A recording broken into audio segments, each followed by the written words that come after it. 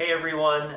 So for those of you who follow our you know that our goats had babies, and about 3 weeks ago Pip had 2 baby girls, and about almost 2 weeks ago Binky had a baby boy.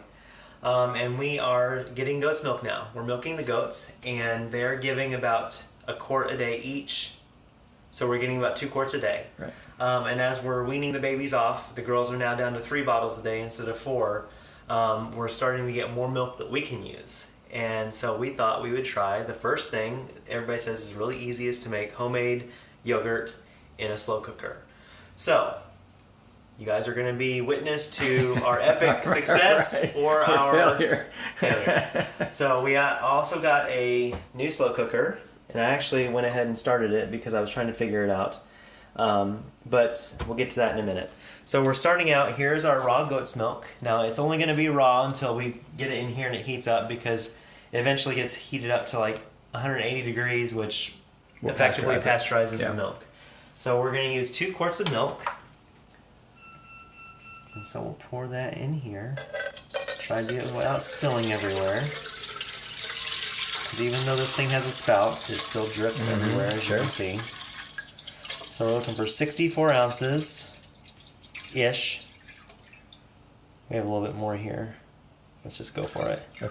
Okay, so we have 70 ounces, so we got 6 ounces more than 2 quarts, but that's alright because we like yogurt. So we're going to take this and put it in here. Now, we're not the experts on this. Obviously, this is our first time making anything with goat's milk at home, but there are a ton of great resources on YouTube, which is where we find most of our information. And the general consensus is that you put the milk into your slow cooker. Obviously, we had this set for 5 hours and 57 minutes because the lowest time amount on our slow cooker on the low setting is 6 hours. We could put it on the high for 2 hours, but the high will heat it up way too hot. Right. So we put this on here, and we're just going to set another timer for 2 hours so we know to come and turn it off. And what we do is we go ahead and close this lid down like this, and it's just set. And right now it's cooking, it's on low, and we'll set the timer right here for 2 hours.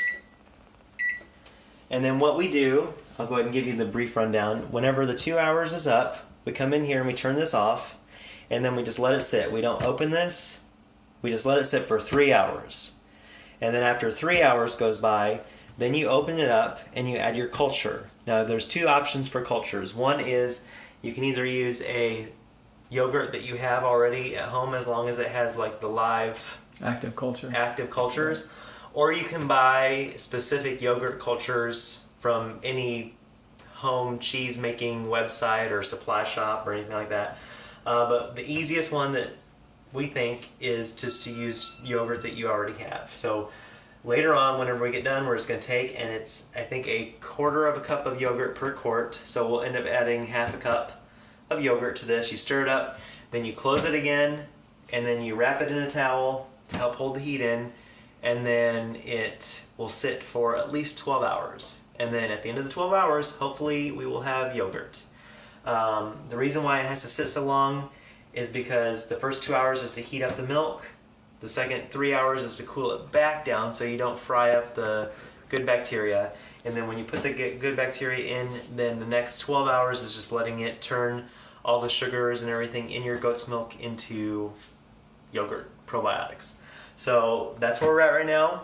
We'll keep you guys informed, and we will show you the final results in a separate little video. In a separate video, probably tomorrow. So.